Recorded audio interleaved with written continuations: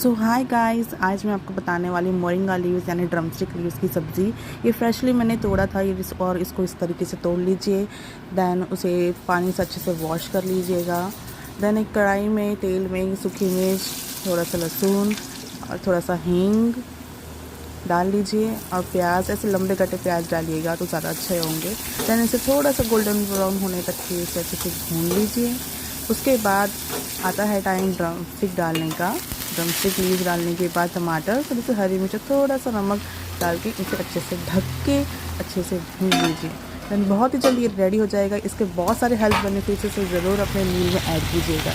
Thank you for watching.